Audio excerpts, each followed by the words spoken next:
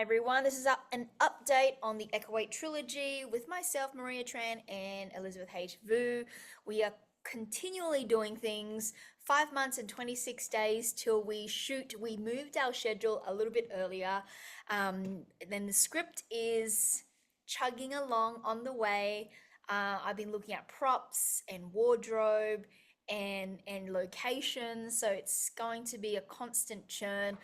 But we are shooting in 5 months and 26 days for approximately 35 days shoot, so which means a lot of tight planning. But all in all, making films is something we're gonna do, but I always find that the storytelling is always such an intricate thing that myself and Elizabeth are almost on a day-to-day basis immersed in. Not only looking at what we've got so far, Elizabeth is constantly figuring out how to, plug in world issues within our stories, because essentially, as indie filmmakers, we have more opportunities to create change because we do have creative freedom doing things on such a low budget, but being able to be economic about, maybe sending a message or posing a question or giving a moment for our audiences to really question their worldview. Elizabeth, tell us a little bit about how you are seeing your characters being crafted and what really draws you to developing them. Nothing, to be honest, because when it comes to writing characters, it's difficult to explain, but when I write, it just comes to me. And sometimes, I just write scripts and I'll just send it to Maria and she'll be like, wow, there's this layer, these complexities in which and I'll be like, oh, okay, I didn't know that. Even with Takashi, when he reads my scripts, he's like, oh, wow, there are layers, which he likes, his favorite word, layers, right? Which I probably subconsciously planted in there. I don't know. But I find that with writing scripts, it's because I'm able to write them because I've been watching so many movies throughout my life since I was like 7. So I've consumed a lot of media. So now I'm able to produce, stories, right? Wait a minute, but consuming does not necessarily mean you can create stuff that there is a demand for. I think it depends on your processing unit up here, right? It depends because we're all consuming the same thing. But, however you think like critically about whatever you're consuming, that plays a part of it too. And some people just consume things and they spit out nothing, right? So it depends. And there are lots of people. I find that I come across of the majority, I would say 95% of the people in the world are just consuming and just spitting out the same thing. Like they just don't have the space to reflect and to think what if and to think about something bigger beyond themselves. Like I find that that's a very common trend, or the fact that there is a sense of entitlement in a lot of people, which I'm always having to kind of juggle, unpack, as well as draw the line with people when it comes to, like, if you want something in life, you've got to do the hard yards, you've got to do the work, and you cannot sit there and not do it and expect it to happen, that sort of thing. But I think writers are a bit interesting because, like, people think that, the more years you put into it, the better you get. I don't know. I don't think so. I've met writers who've have been at their supposedly craft for like 50 years, but really haven't produced anything or something like that. So It's very true. I mean, I know writers who just write their first scripts and are made already. So it really depends, Sometimes a person just gets it on the first go, and sometimes people can trot along for many, many years and never get it. And is that that's something just to do with their, like, I don't know, like their placing in the world, like their worldview of themselves in the world? I know it sounds a bit like meta. I think everyone has a different cognitive thought process, and it's just, I mean, if it comes to it's about writing, then it really depends on what they want, right? If a person really wants to write, they need to look at what their goal is. Is their goal to finish a script, or is their goal to get it produced? Or is their goal to like win an Oscar one day? Whatever the goal is, they need to develop a series of steps on how to get there. But a lot of people, they yes, they have goals, but they don't have deadlines, and goals without deadlines are just wishes, right? So a lot of people have wishes that don't go anywhere. They have wishes, they dream, they sleep so they can dream, but they never act on it, right? And it's interesting for me because I find that a lot of people who like have aspirations and they do have places where they want to go and dreams and all that stuff, and but then the fact that they're not being able to achieve it has something to do subconsciously where they don't believe themselves, or they have an insecurity or something along self-esteem issues, self-worth issues that are actually stopping them from being able to be disciplined enough to actually get the goal. Like, or they'll distract themselves with a bunch of things and then turn around and go, oh, how come I'm not getting where I'm supposed to Mm, go? Or they 100%, or 100%. Yeah. or they gravitate like to people of that kind.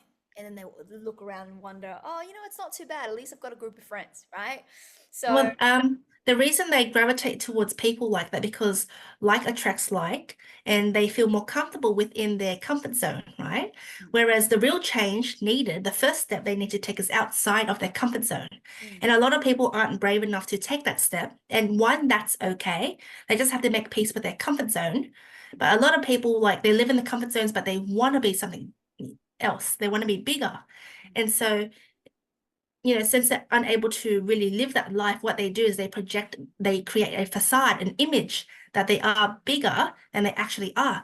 And when they do that, they don't really, it's like they're doing themselves a disservice because they know what they're lacking, and they're constantly avoiding it. They're avoiding the issue. They're not addressing the problem. So they're not coming up with solutions, and they're not making real change. They're just living a fantasy. man, we must be the most hated individuals in the circle, hey? Why? I think so. Sometimes I pick up like this, like ESP or like psychic abilities where someone's got Mm. daggers in the back of me. Like I feel it. I can feel it because I can feel people's energies. I can for some reason I can get people's motives. Like it's really weird. It's like, and for me, I think it helps me when it comes to acting because then I can see all these layers that are kind of like matrices, like invisible matrices, and in a split second you can pick at things and understand who is the person in front of you or who is the person who they've become or whether or not they have become it or maybe not or what's stopping them. Like you feel this, and I guess sometimes it's a bit annoying because sometimes like I have a tendency to be super blunt, like saying stuff and it just Yeah. cuts the cheese, right? Like I um remember we always have private arguments about this, and I'm always like, even though I'm younger than you, I'm always saying, Maria, you can't say that. That will hurt someone's feelings. You can't say that. So we always have, but I think we bring a good balance because we're a team and we need somebody who's blunt and we need someone who's not as blunt. So yeah. good cop bad cop kind of thing, right? Mm. Yeah. So it's Yeah.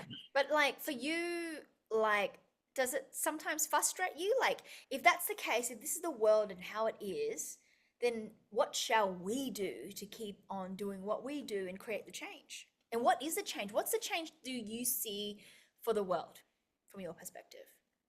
I'm quite ambitious. So my changes, I would love world peace in the far future, not now, because I'm realistic. I'm also realistic. So I know not now, maybe like in 150 years, I'll be long gone by then. But I think it's achievable. And I think we are actually on the right, we're in the right direction.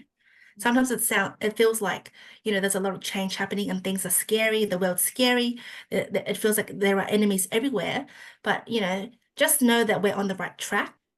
Um, but I feel like it's also important to focus on one step at a time in your own life. And sometimes if you need to take a break from social media or the news, you do that, just unplug and go read a book or watch a movie and, or play a game and you feel a bit better and then come back later. You don't have to spend 24/7 on the internet. I find that there's a generation where they're really stuck on their phone scrolling, like doom scrolling, like it's addiction. It's like a cocaine hit or something like that. And then looking for the search for subconscious doom and gloom of the world gives them that kick. You know what I mean? And I'm super mindful of that. And to be honest, like, I don't know, I think similar to you, like, most of our times we're not social. Like, I'm not social. I don't go around hanging with friends every weekend. In fact, this whole 3 weeks have been mostly by myself. With Takashi, he goes to work, but basically spending a lot of solitude time and then being able to allow my imagination to go. The thing what I'm always wondering, how do we solve the world's problems? But then at the same Mm, time, how do we do it in a micro unit, which is an individual? So whenever we individually have tension, that's almost like that's actually a glimpse into the projection of what creates wars and tensions and hate and otherness and stuff like that, right? And if the individual cannot manage that as a community, as a country, it exacerbates and then it goes off looking for, the enemy. I'm starting to see that, and it's so interesting, especially when people can't manage their anger or they feel mm, defensive or they feel like someone's attacking their ego and they can't read beyond that. They can't read beyond the fact that a human being, for example, if someone comes at you and says something, oh, Elizabeth, you're fat. And mm, you kind of react to that, how could you say that? yeah. It's an egotic kind of like response, right? Mm, And then if that egotic response is then it stays in your system for a long time, mm, mm. I'm sure a negative emotion clumps together and it builds onto other shit, other things, right? I think, let's take that example. If somebody came up to me and called me fat, and let's say, if I already had an image in my mind that I wasn't fat, and Mm, somebody said that, I would probably think, how dare they, mm, And that is where I would take it personally. But for me, the thing is, I operate in reality where I know I am fat and I'm working on it. So if somebody said I was fat, I would be like, yeah, I am. And I love food, That- Maria pays me in food to write her scripts. So that's. Sister love. So it doesn't really bother me. I mean, I've had people say like really mean things to me, Mm, offhandedly, but it doesn't bother me. Yeah. yeah. But I find when people say things, because I'm a writer, I actually find that a person, whatever they say and whatever they do, it says a lot about their character. So it tells you what kind of person they are. So when you're saying something, anything at all, you're sort of like telling on yourself. You're telling people what kind of person you are and how you react in certain situations. And I Mm. find that quite fascinating. And I might write you in my stories. And you know what I find fascinating? I find it fascinating is that from an observer, having this Hmm. ability of going, okay, they've said this, but they've done that. It doesn't match. And that person is not aware of that mismatch. And that person who's done that and said that has that mismatch is now going to go towards a trajectory of not doing anything.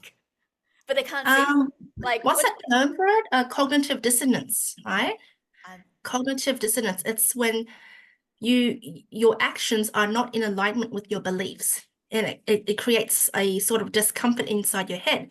So you might be acting one way, but in your head you want to be in another way. So and you feel uncomfortable with that, you know.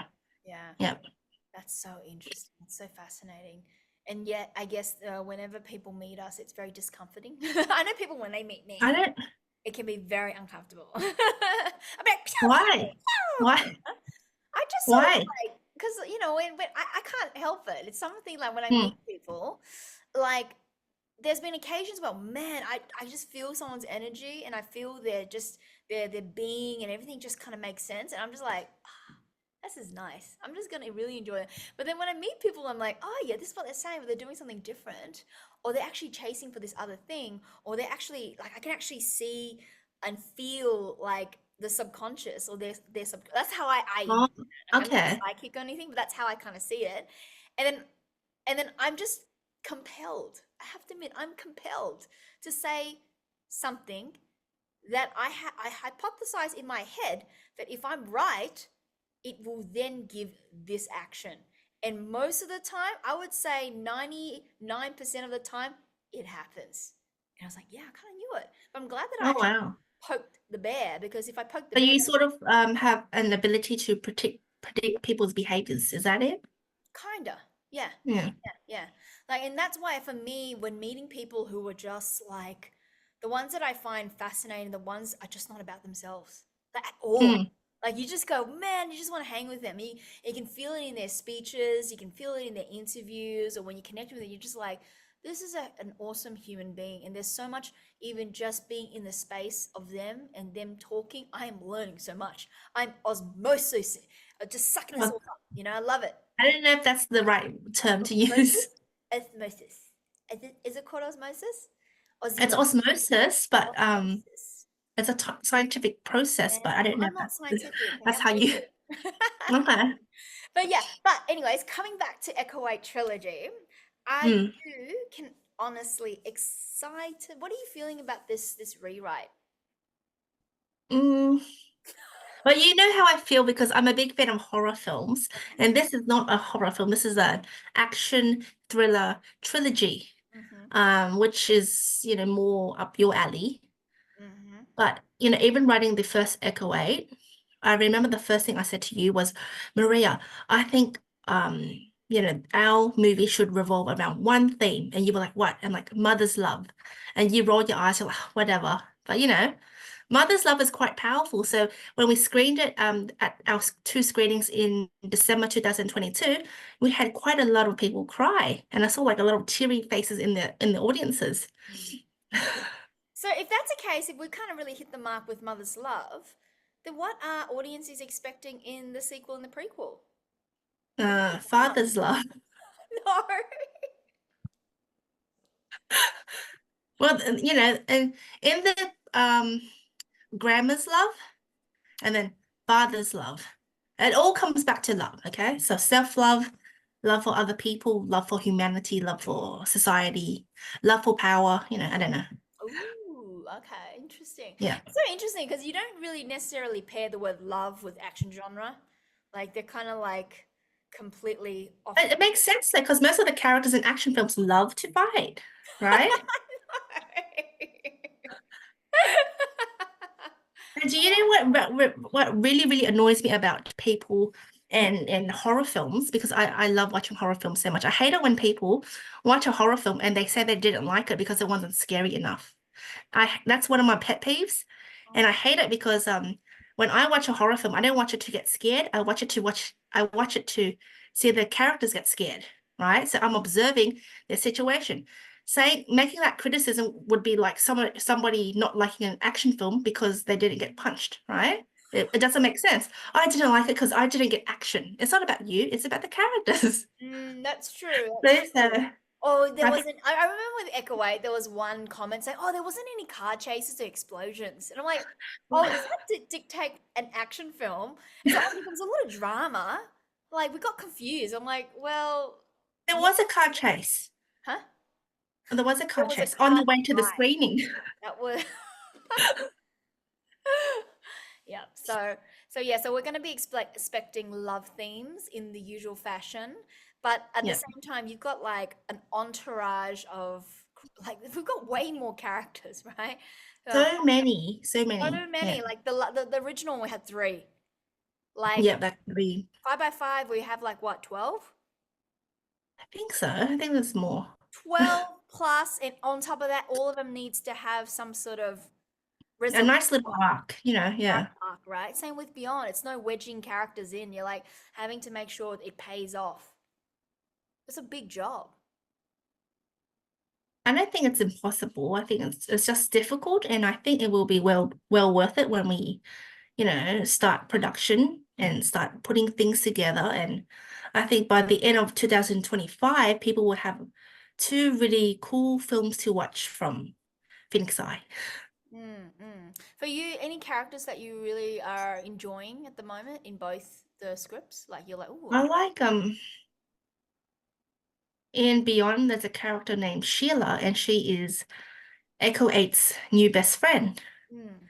And I remember when I came up with the character, I think I told you about it, or I think you came up. I'm not No, I sure how it can't because I was so long ago. yeah, Or yeah, was it you told me that about that actress, and I was like, okay, let me yeah, see. yeah, yeah. Because I always Yeah. thought, well, it's very Asian centric, but our 𝗂𝗍𝗆 lives in Australia, and in Australia, there's lots of diversity, and it would be just so kind of cool to see another female, but a down and out kind of optimistic How you going, mate? Kind of character in our film? I think at that point, I think you wanted her character just in a minor role, but then she kind of ended up being sort of a big supporting character Yeah, because of the who's reading. We were there reading. from And we're the like, this beginning is to so the end. funny. Yeah, This is so I think funny. she was everyone's favorite character. Everyone's favorite character. Yeah, Yeah, yeah.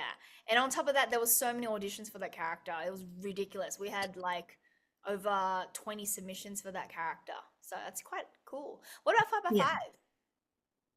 5? My favorite character. I don't know. Maybe grandma. Really? Grandma? Yeah, she seems nice. Because we've met the actress, and she's really nice. Oh So yeah, she's nice. She's yeah, very mm, good. She fits grandma. Yeah. yeah. How about you? Me, I think Beyond. I do like the trio. I think that's interesting. I think it's kind of cool, Osman.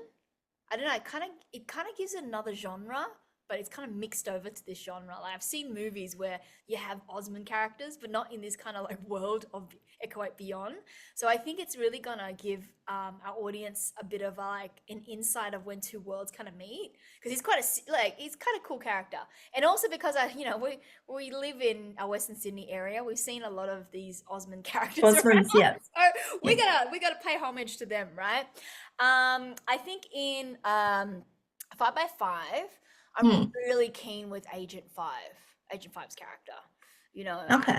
I've been watching a lot of movies that have sort of this kind of supervillain kind of character. It's been quite interesting to see how we can play it and how we can kind of subvert it so that it doesn't, you know, um, be played in such a straightforward way. So that's just some things are there.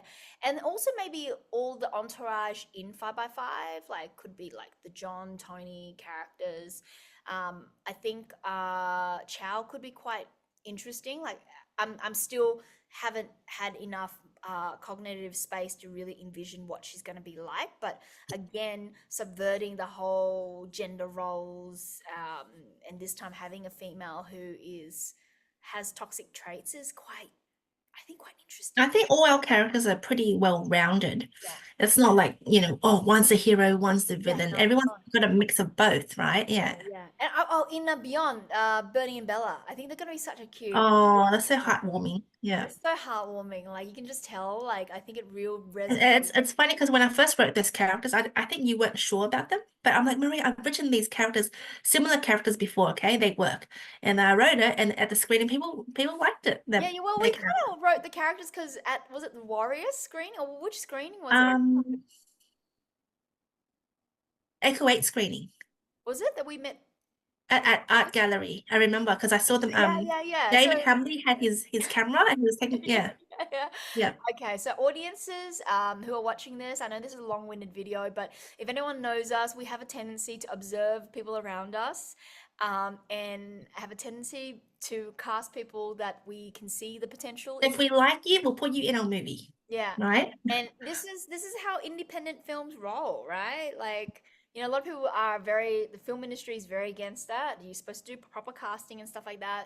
We don't have no time for that. So we're going to go straight to people and that we have access to, that we can see, that we can build within the world. And I do love that. I have to admit, I have a very good tendency to be able to cast the right people for our films. Like in Operation Kung Flu, we casted Ronald Hodges as Ross Page, and Ross at that time, he was like a occasional actor here and there. But I remember looking at him, I'm like, oh man, I could see it. So funny in my head. It was playing, all the scenes were playing out, and I was like having a chuckle. He probably thought I was a bit weird, but but then once we put it together, I'm like, man, this is brilliant. And from Operation Kung Flu, the amount of emails I've got from people who were like, "Oh, I really love Ronald's character." I'm like, "Oh man, he's got a little fan base going on here." so so I think I have a very good ability to be able to do that, and I do like the fact that as actors, knowing actors personally, knowing the actor's motivation, but also knowing actors where they're coming from is very important for me, and seeing whether there are any incongruences or tension from within. For example, if an actor I know is having lots of difficulties in their day-to-day life, I want to find ways to help them, ease that so that they can actually reserve space to then become the role for the film. Because at the end of the day, after these films are done, man, they're forever. They're gonna be out there. We're gonna die, when we die, and it's gonna still be there. We'll be immortalized, our writing, our acting, all of that. And that is what gives me joy. And you? I agree. You agree. Okay, great. Any last final comments from Elizabeth H. Oh, yes, you are doing a workshop. Yes, I am. When's that? Can you plug me? I don't. Elizabeth H. is doing a workshop called Crafting for the Screens, I think, or crafting a script writing workshop on the 24th of August from 10 to 3 at Studio 2166. She'll be head leader. We'll have a special guest dropping in, Adrian Castro, who'll be talking a little bit about the process of working in the industry. But Elizabeth is head trainer in terms of that curricula. I will be there as support and doing top and tail of little intros here and there. But it's gonna be fun for anyone who has not delved into writing, or even if you're a writer and you just need to get out of your house and be a part of something that is a little bit different to shake off the writer's block.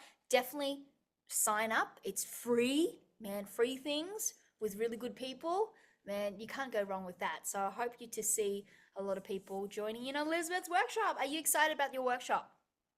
I'm excited. Yeah.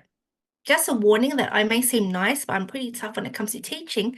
So I guarantee whoever comes to my workshop will finish a short script there and then. So No way! Damn. yeah, That's heavy. Should I join? Oh, if you want to write, bring a pen. I'm keen now. I always love being able to throw myself in the deep end, get a result. So after Yeah. 5 hours, a result, man, you're gonna build I mean, confidence. you might as well write a short script in 5 hours. I mean, what else are you going to come for me to?